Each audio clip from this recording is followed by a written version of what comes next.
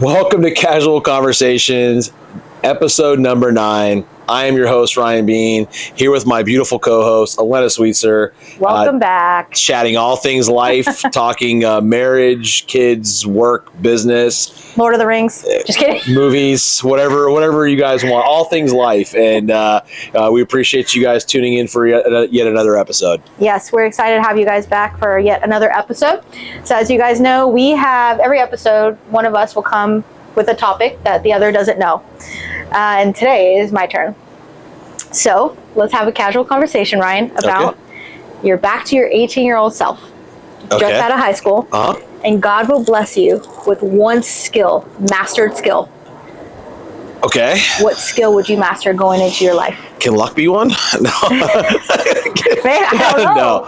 What skill? That's a tough one. One attribute, one talent. I would say work ethic. Okay. And I think because I believe deeply in my heart, if I had to, it's a hard one to pick one, but I think work ethic can get you a lot in life, in every facet of life, right? So whether it be your career, your marriage, your kids, your family, your coworkers, any relationship is going to take work.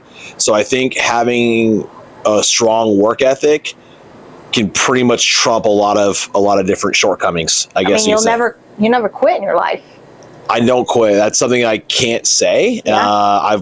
I've wanted to. I've been to the breaking point numerous times, but it's not in you, and that is why that also correlates with failure. That's why you'll never fail, right? Because you'll never quit. I don't quit. Yeah. So I will say. So I'll say you chose that, and I figured that was going to be one of them. What do you think I was going to pick? I'll tell you real quick. Well, hold on. Right. I think I don't think you realize this, but I think you have mastered that. I tried. Thank you. I think I tried to because I just can't say the words. I'm saying, when's the last time you quit? I don't. Anything? Yeah. So you've mastered it. Work ethic. I've mastered it. So I guess I've mastered it. Now you need to do a new one. Okay. Hopefully I have a lot more skills to offer than that. Cause I only get you, I can only get you so far, but yeah, I think, a great question. Definitely blindsided by it. So again, this format, right. When one person knows a topic, it's, and the fact we can, generate a conversation about it's actually a good thing. But, you look at in just anything I've ever done in life, the words "I quit" just can't roll off my tongue. Right. And you look at all the things we've talked about in other episodes about how you grew up, and how you grew up is why you wanted to work so hard to build the life you live now, and how much life you live now because of your hard work. Yeah, but I think it's just, yes, and you get the benefits of those things, right? But I think for me, it's never enough, not from a material standpoint. It's just, I always want more for myself. I want my kids and my wife to see that drive in their father and their husband. But just more to set the example for them is like, hey, you know what? No matter how hard life gets, we're going to be okay. Yeah. Because my dad doesn't know how to quit. That's right. My dad's going to figure out a way to support this family. My dad's going to make sure that, that he's got our back 100%. And hopefully they can, they incorporate that in their own lives. But sometimes you got to be careful, right? Because you end up putting so much work on yourself and you make it so easy for them that they want things a little bit easier. And I think, that's a struggle that Allison and I have with the kids is have we given them too much? Do we make them put a little more skin in the game themselves? It's a fine line, right? It's a fine line of, I think parents are always going to think that. Yeah. And you don't want to have to make it, you don't want to see your kids struggle, but you also want to understand that your kids are going to learn by struggling. They're going to learn by falling down. And I think we've gotten so far away from we've tried to put this protective bubble around our kids so much that we've downplayed how strong failure really is to strengthen them for the future. I think we've tried to coddle them too much. We've tried to baby them too much. And I don't think as a whole that we've done more of a disservice than we've done a service. So very long answer as usual to a very short question. That's why we have to have these conversations, because I wanted to know. What about you? Well, I've had time to think about it. Yeah, that's not fair. I thought, of course, I was going to say hard work, and then I was like, oh, dig deeper, dig deeper. So really, if I could go back and my 18-year-old self and master one thing that I think would have changed my life completely in all aspects, I would have mastered the skill of discipline. That's a great skill, and see what happens when you have more time to think about it. So, that's a great. I look back on soccer, right? If I would have trained more and stayed consistent on, once again, just training, my soccer career probably would have been better. I mean, I had a good career. Could have been better, in my opinion, but I'm always the type that could be better. And I look back on my real estate business, you have some realtors that, in my mind, are not very skilled, but they have a big book of business because they are so disciplined and consistent. So discipline's definitely a big part of it, but sometimes, I would, and I agree that having discipline on anything in life is very important. But I also can say the flip side of that is when you're so focused on being disciplined on everything that you do, you also can miss out on opportunities to have fun, right? And at the end of the day, what are we living for if we can't go have fun? And you want to enjoy life, you want to go do things, and sometimes you gotta, if you're so focused on, I gotta be up at 5 o'clock every morning, so I have to be at bed at this time, I can't eat this or I can't do that, you end up missing out on a lot of things as well. So I think it's a fine line on it, like anything. And there might come a perfectionist mindset more with that. Yeah. Because it's a yin and a yang life, right? So if you're disciplined and always hitting your goals and one day you don't, do you know how to have grace? Does grace come with discipline? I don't think they do. Right. So, I don't know. But I think I probably would be able to get a lot more done. You would be a lot more productive. You probably would have 5 podcasts. Yeah, you might be a little bit more productive, but you'd be living your life, which we kind of do to a degree, living your life off of a schedule, right? Yeah. So, which I have to. Cole laughs at me. I literally have to have a daily checklist of success checklist because I forget. My brain is in a million miles a minute everywhere, and I forget things. So if I don't write it down, I won't do it. Well, and I think that writing things down are important, right? I think plus for some people, I've seen some people write things down on a list just so they can put a check mark next to it, right? So it pops in their head, and I'll watch them add it to a calendar. I'll put it down just so they can say it's one more thing that they did that day, which is hilarious because it's true. And you get people that love to check those boxes because they feel accomplished. I've definitely have had to get more involved in living off of a calendar, but just because how busy I am work-wise and travel and those type of things. But, I think sometimes you got to set aside, maybe you have to schedule it, set aside a window of time where you just go have some Elena time too, and some free time, and just have fun, right? Yeah. And enjoy things. I probably wouldn't have gained so much weight after college, but I had a little bit more discipline. Yeah. But you would have missed out on a lot of fun times too. So it's a I got some good late night Taco Bell nights. Oh my gosh, it's amazing. It's bad when the guy at the drive-thru knows, hey Ryan, how's it going? You're like, man, am I here a little too often? Okay, I don't want the crunch wrap this time, man.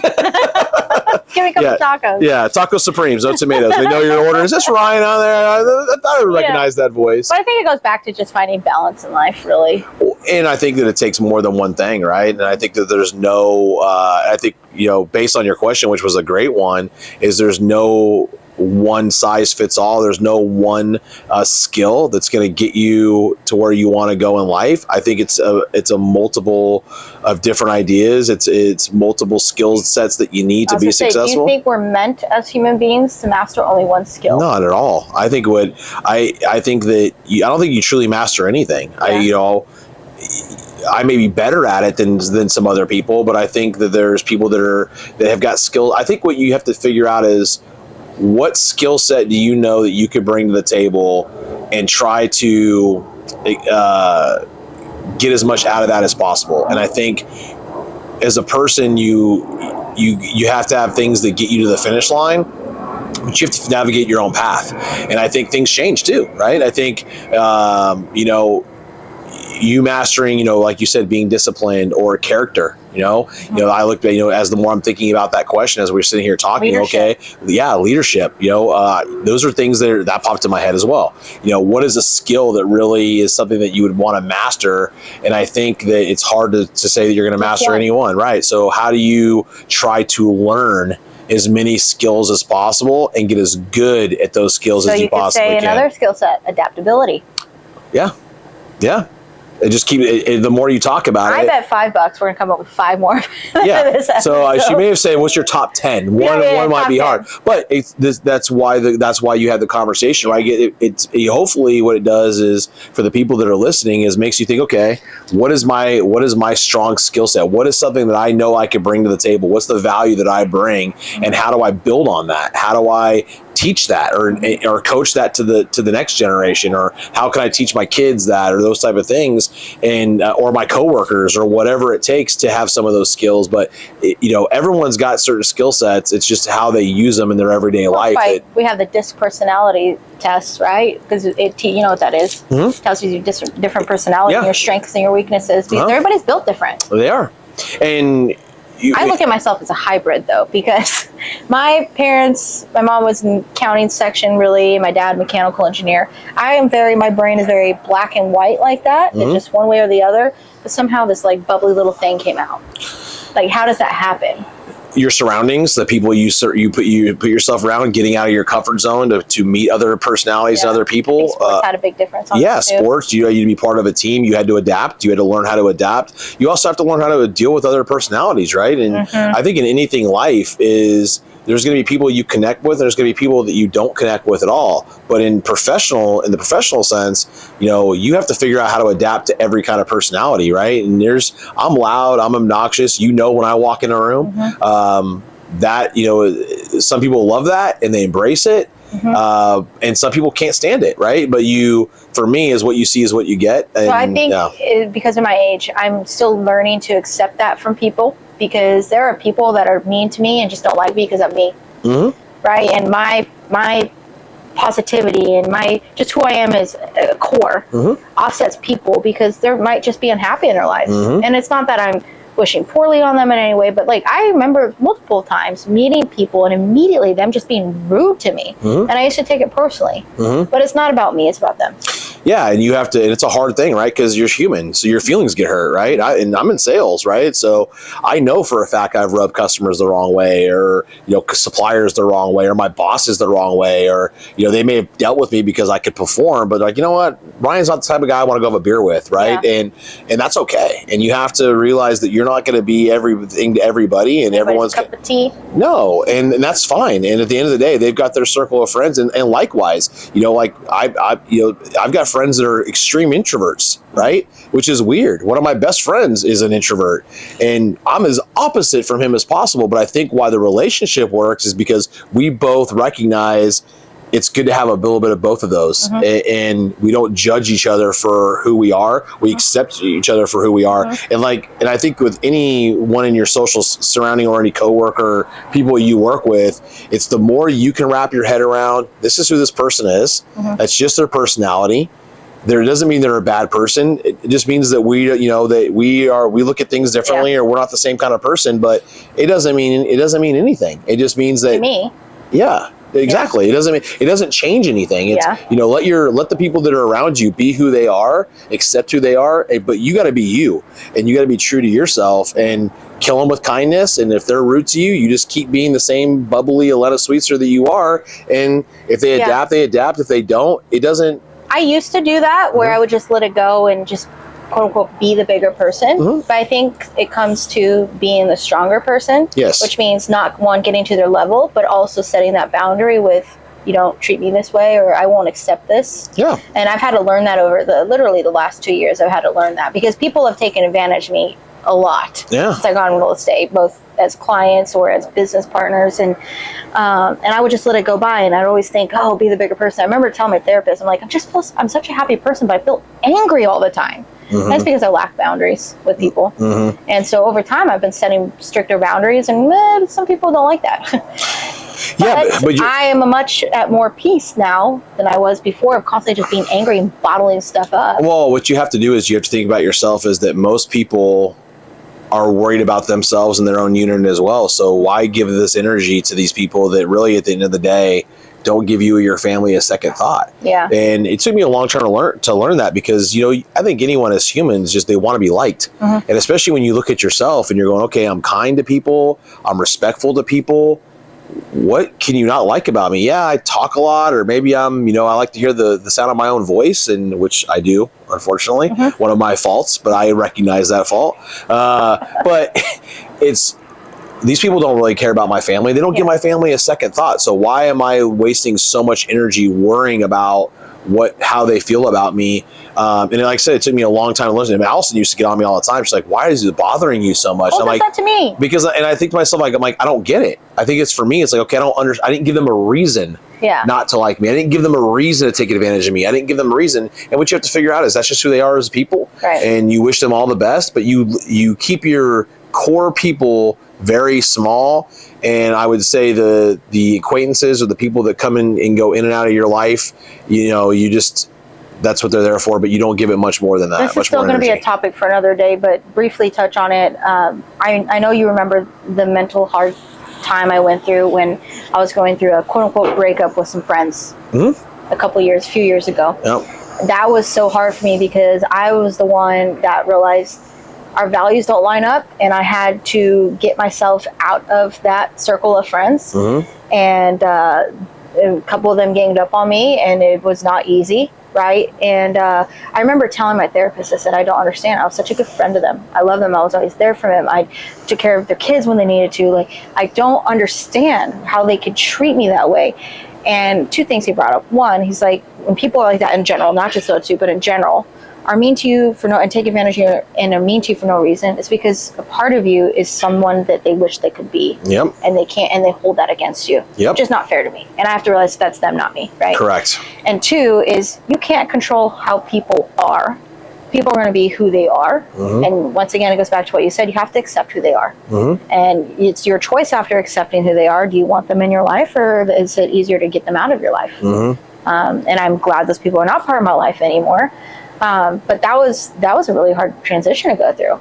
Well, because what you realize is that you cared more about the relationship than they did, and the fact that you couldn't be your true self to them and say where you were coming from without being judged. And what you're going to find, and I've said this to you before, and I've said this to a lot of the people that I know, is everyone's rooting for you, and everyone wants to see you do well as long as it's not better than them.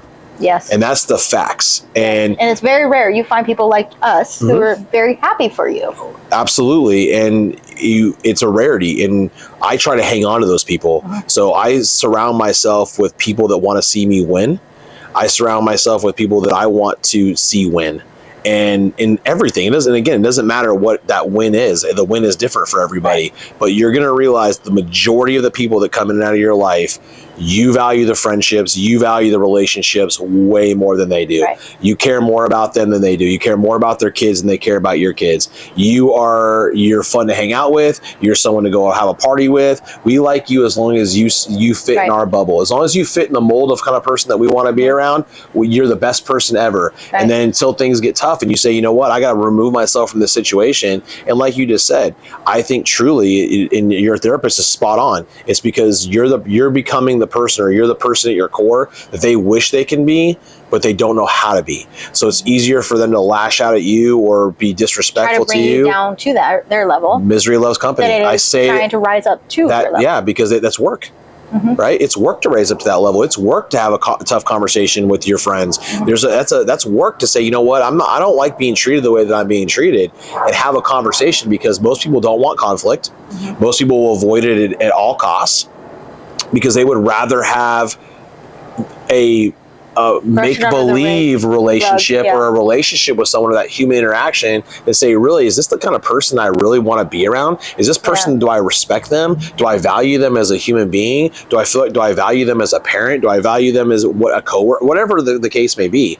And when you take a hard look at the people that you surround yourself with, you're going to find that there's people that you have let stay in your life probably far too long, and it's just been because out of sheer convenience, out of I don't want to hurt their feelings, that you don't move on. And and I think some people think because you get in these massive arguments with close friends that you just cut them off, right? And I look at like one of my first big fights with my best friend Mackenzie.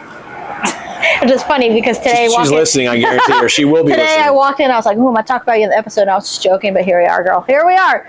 But I think about when I went through that hard time with those friends a few years ago. our relationship could have gone either way, right? I was hurt by some things, and not that she did, it's because I felt like she wasn't picking a side, which not fair for me had to have done to her. And she and I went through transition where we had to really sit down and have heart to hearts with each other. And to this day, I consider her one of my sisters. And I give thanks to Allison, and I give thanks to Krista, because they taught me that. They said, I remember Allison specifically saying, you have to decide who is worth the work in your life, especially with your friends. And if you think she is worth the work, repair that friendship. And it's because of what she said there that and another conversation, my friend Tanya too, Kinsey and I met up, we talked things through, and now we are even closer because of that. In any friendship that's worth anything, I've told my friends 1,000 times, I want you to come to me and call me out on my BS. If you feel like I'm out of line, you now do it respectfully. You do it one-on-one. You do it personally. But I want the people that are my friends to say, Ryan, that you were wrong. You were wrong here, man. And I have your back because you're my friend. But this is not like you. This is out of character for you. I want to be that kind of person. I want to be that kind of friend to my friends where I say, look, man, you're out of line here, man. And I'm not going to broadcast it in front of people. I'm not going to blast them in front of people. But for like right there, you said you hit it right on the head. It's like, okay, you put her in a position where she felt like she had to pick sides. Well, that's not fair either. That's not being a good friend. You have to realize, what, you were in a different spot than maybe she was. Maybe she wasn't ready to come along with you yet. Maybe she wanted to eventually be there, but it maybe takes her an extra year or 2 years. Or maybe it never happens. And you got to be saying, you know what? Hey, I wish you nothing but the best. When we're around each other, we have the greatest time. And that doesn't mean someone can't adapt, right? That doesn't mean that, that person can't be with this circle of friends and adapt to this circle of friends and still be a wonderful human being. It goes back to accepting people for who they are. And you have to recognize, okay, is this somebody that I want to continue to be in my life? Do I value their friendship? Do I value their input? Do I value how they look at me and my family? If the answer is yes to that, then absolutely, it's worth the work and the effort. And Allison's correct. It's, and sometimes you got to be saying, you know what, it's not. Your ego side too, because I remember I was hurt and I was, how dare her? I remember to say, how dare her? I don't want to talk to her ever again. And I look back on that now, and now it's just because I didn't know how to deal with that amount of pain from somebody who is so close to me. I've never had to deal with that, because I look at my other two best friends that I've had since I was 14, and then one since I was 19. One from college, one from high school, of course. And we've never had to navigate something like that before, because we don't live in the same state. We're very, those friendships are the type we will pick up right where we left off. They know they can call me in a heartbeat. I will be in a heartbeat. But we haven't gone through something hard like Mackenzie and I went through. And I feel like if you are at a place with some friends, and you need to be able to talk to them, and if they don't want to listen to what you have to say, that should tell you what you need to say. That made up your mind for you. If they do want to talk and try to work things out, then you have to understand who your friend is, accept who they are, and learn how to move forward together. Just like a marriage, right? And it's, what do we talk about? It guys, the core of everything that we discuss gets applied to every aspect. When you start really peeling back the layers of the onions with the work ethic, the character, the heart, the love, the caring, all of these things get associated with everything that you do in your life. Friendships, marriages, work, acquaintances that come in and out of your life, social settings, everything, your kids. Everything comes at a price. Everything comes with what is the effort that I'm willing to make for that person. But again, be the type of friend that can listen. Be the type of friend that can be there for somebody else and understand and empathize where they're coming from. And it's amazing to me with how many people can't empathize where someone's coming from. And it doesn't mean you agree. I could disagree wholeheartedly and say, I disagree with everything that you're saying. I disagree with the way you're looking at it. But I could put myself in your shoes to see your perception. I could put myself in your shoes to see, I understand why you would look at things that way, or why you took it that way.